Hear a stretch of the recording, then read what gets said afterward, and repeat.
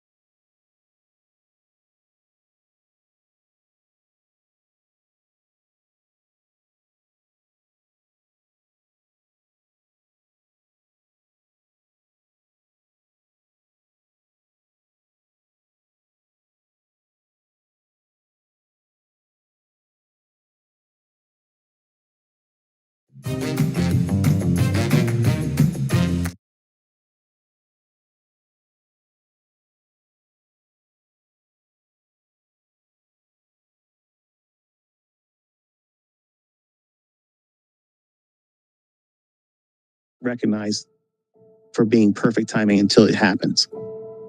It goes along with the same thing when people ask, how long is it going to take for me to be profitable? I don't know. It happens differently for everyone. But it's directly related to how you think and how you study. What expectations are you placing on yourself? The ones that have very, very reasonable expectations, they're the ones that do the best in terms of timeline, the learning curve, the amount of time. But the ones that have really astronomical results in mind that they think that they have to do some Olympic feat, they're the ones that many times are having still never met a string of profitability yet, because they're trying to do something external than other than finding a model that repeats in tape reading, not demo trading. And then when they find it in tape reading, then forward test it with a demo for months and be bored with that. Don't rush to the point where, oh yeah, I've done it 6 times the last 2 days. I'm bored with this. It's time for me to start trading with real money. No, you're not ready. When you feel like you have done enough of demo trading with your model and it's consistent, you know what you're doing, you're not surprised by what price is doing, and then you don't care ultimately about the money, but you're going to go into trading a account that yields payout money, something you can trade with a funded account, or if you're putting real money into an account. When you are bored with the demo trading, but you're going to go into it no matter what anybody else would tell you, you're going to do it, but you're only going to trade with one contract and you're going to stick with that, and you actually do that, not trade with more. If your mindset is like that, that is usually where I would agree, but I don't ever tell anybody when to trade with real money. But that would be where we would agree at that time that it's probably sometime at that moment or in the near future, you're probably going to want to transition to trading with real money. But you're going to know when that happens because no one's going to tell you you're not going to. You've exhausted all the time and interest in doing it in demo only, and you're consistent with it. You're not impulsively pushing the button. You're not romancing the uncertainty. You're embracing that uncertainty. You have tools, you have protocols and things that you trust that deliver. And you believe that while they're not perfect and you're not going to be perfect, it yields a high degree of probability that is in your favor. So therefore, by repeating and following that same logic, it's reasonable to assume that as long as you don't put exorbitant risk on your trades, you could have a positive outcome. And over time, that positive outcome with one contract can be parlayed up into more contracts used, but the risk never increases percentage-wise. Settle in on 1.5% as a maximum risk. If you're really, really good, trade with half a point of 1% risk when you're first starting with real money. But you're going to say, but I can't make a lot of money doing that. You're a fucking liar. You're a liar. You can make lots of money with that. You can make lots of money with that. You don't understand compound interest. Compound interest is a factor that does all the heavy lifting. You can start with 1/10 of 1%. Just starting and being consistent over time, the compounding effects of increasing as you make more, it's exponential. It literally starts going vertical the longer you keep doing the consistent application of what it is that you found profitability in. It doesn't matter how much you start with. It doesn't matter how much you risk in the beginning if it's small risk. That small risk does more heavier lifting 6 months down the road, 1 year down the road. And inside of 18 months, any of you that have a consistent application of a model that you've framed out, and you're sticking to those models, and you're now learning when to avoid the market's going to be problematic, that in itself is a game changer. That's a game changer. Knowing when you're not going to most likely blow your account or hurt yourself in drawdown. When's it going to be harder for you to trade? Knowing that and sitting outside of the market and having no issues with that. No one's going to influence you to get in it. And you're not going to feel bad that the market maybe have moved, even though you were outside of it. You can sleep at night with that. That's someone that's going to make a lot of fucking money. That's someone that's going to make so much fucking money, it's going to be crazy. But that's a very hard skill set to adopt. It's hard. That's a hard lesson for a teacher to communicate to a student, because they all want to go, get me into a trade. And until they blow accounts, they're not ready to learn these lessons of knowing when to sit still. And as long as you feel impulsive and you don't want to learn lessons like that, you see no value in that, I guarantee you're not profitable. And I guarantee you will not be profitable until you fix that. That was my underlying issue. That was mine. I thought every day I was going to be able to make a lot of money. And I would be right about what I was doing, being a perma bull, only buying, never shorting. And when the market says, no, I'm not going up, I'm trying to buy it as a 20-year-old, and it's saying, no way, I'm not going up there. And it would crash down lower. And I would think, okay, well, now it's at a level it really should go up from. And I was doing things wrong.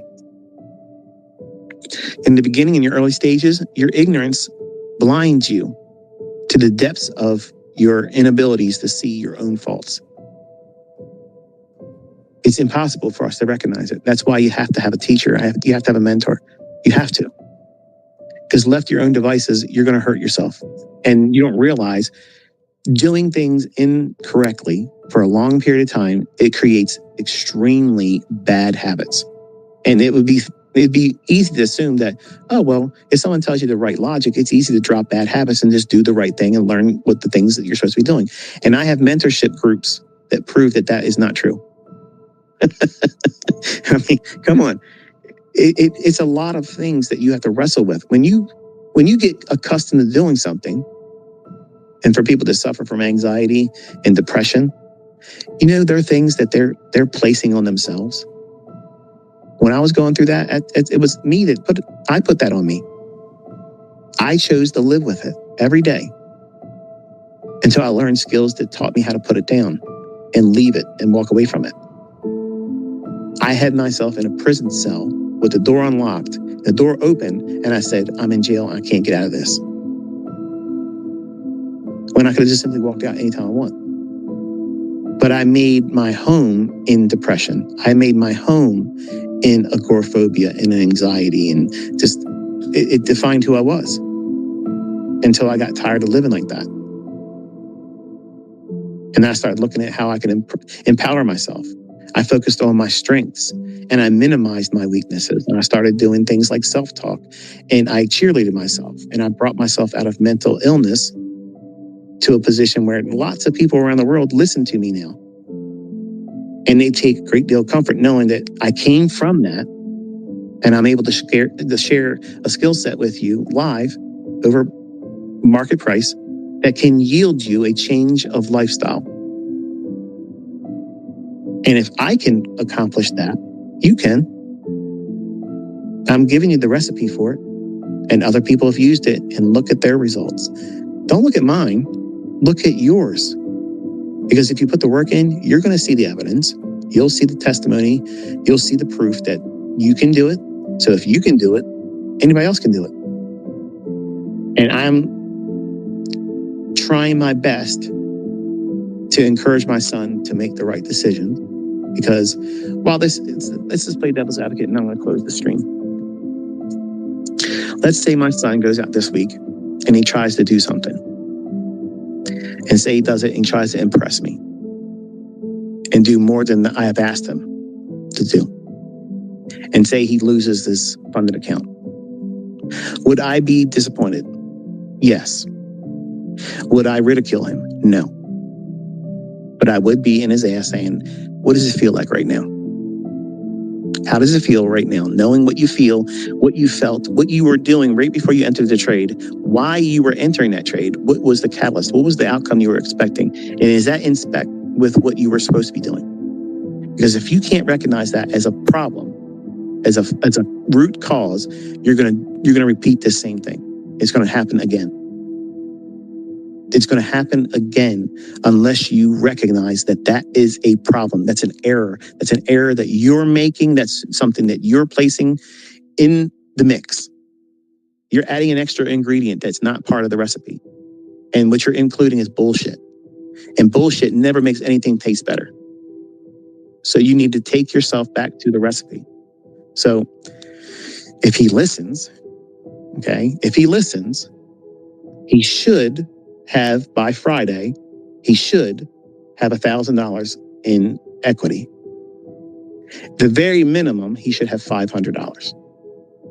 If either one of those scenarios or anything between occurs, I am pleased and I'm proud. If he falls short of the $500 but makes a profit, I'm pleased and I'm going to... Sweet shrimp. Hindi, creamy tonkotsu pork broth. Both. Lucky Me Shrimp Tonkotsu. Washer's done. Nice try. It goes to drying automatically.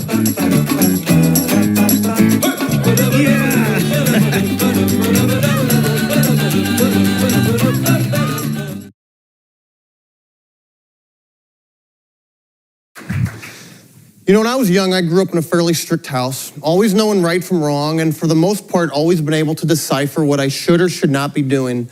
And now that I'm a parent, I realize that having and enforcing a set of rules is an extremely important part to an orderly and functional household. And any trader that wants to make it for the long haul must also have a strict set of rules and make sure we stick to them. Because at the end of the day, what good are rules, even if we break them maybe 2 to 3 times a year? You know, there's nothing worse to me personally than taking a loss in the market that can wipe out weeks or maybe even months of trading. You feel like the last several weeks or months got simply flushed down the toilet. You know, you spend day in, day out grinding out wins, grinding out trades, only to have everything, be wiped out. It can be mentally demoralizing and very hard to get your mind back on reset. You know, it's the financial part of the loss that hurts the most, but the mental and emotional part can be just as bad, because if you're not trading with a free and clear mind, you may as well go home. That's how even some great traders can get caught up in a vicious cycle. Once the losses start, they almost don't know how to get themselves out of it. That's why I think it's so important to try to stick to your rules and limit your losses. You know, one of the great benefits of being a trader is that we're our own boss. We work from home, and for the most part, we answer to nobody. It's really everybody's dream job. But, on the flip side, there's nobody there to hold us accountable. So let's say we all were to work for a company. It doesn't matter whether it's big or small. And 2 to 3 times a year, we bend the rules. Or 2 to 3 times a year, we just make that same mistake over and over again. And we cost this company tens of thousands or possibly hundreds of thousands of dollars. What would that company say to you? Most likely you'd be out of a job. That's why it's so important as self-employed individuals, traders, we hold ourselves accountable for our actions. Now, as a trader, I realize the most important thing I can do on a daily basis is preserve my capital. Taking excessive risk, taking on marginal trades, or adding to losing trades is an easy way for losses to add up. Sometimes as traders, we're always focusing on the next big setup. How much are we going to make on VERI? How much are we going to make on this? How much did I make last week or last month? But how often we focus on what we're doing poorly? How often we focus on our losses? I think our losses can be a great tool to help us create some rules. I think our losses, can help us study and say, hey, this is what I don't want to do again. This is what I don't want to do in the future. The thing about trading, it's a very tough profession. I think the stats are something like 90 to 95% of traders fail. And why do they fail? They don't fail because of a lack of winning setups or lack of wins. They fail because of their losses. They fail because they just take too many losses too frequently, or just that one big loss. That's the thing in the market. One loss can wipe you out and end your career. That's where a good set of rules can either make you or break you for the long haul. Now, trading can be a difficult profession. For that, we sit in front of our computers all day long, and we feel unproductive if we're not always in a trade or pushing buttons. We follow traders on Twitter who tweet a new idea or ticker every 35 seconds, and we say, hey, that guy trades 80 to 90 tickers a day. I need to do the same thing. No, I think that's BS. I think you should not do the same thing. I think you need to stick with your high probability setups, the setups you're going to be profitable on, I'd say at least 75, 80, hopefully 90% of the time. Now, sometimes it can be hard to sit on your hands and be patient and wait for those setups, but why chase subpar setups. Why chase boredom trades? Why put good money after bad? Now, how many of us here of traders have followed a chat room, a Twitter, or a friend into an idea that we knew was not a high probability setup for our own trading style? Now, we all have different trading styles here. What works for you may not work for me. Personally, I'm a terrible long bias trader. If and when I ever do go long, I take profits extremely fast, knowing that a lot of times profits can just get away from me pretty quick.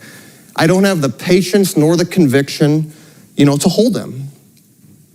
That's why month after month, year after year, I personally get more strict about the trades that I place. I probably place half the amount of trades I did maybe just 5 years ago, but I make way more money. Why? Because I trade the high probability setups that I know I'm going to be profitable in 80 to 90% of the time. I like to use size with those trades, and I have very strict rules when it comes to cutting losses. Now, I'm sure most of us as traders have rules, or at least we should. How many of us use stops? Stops are a must. We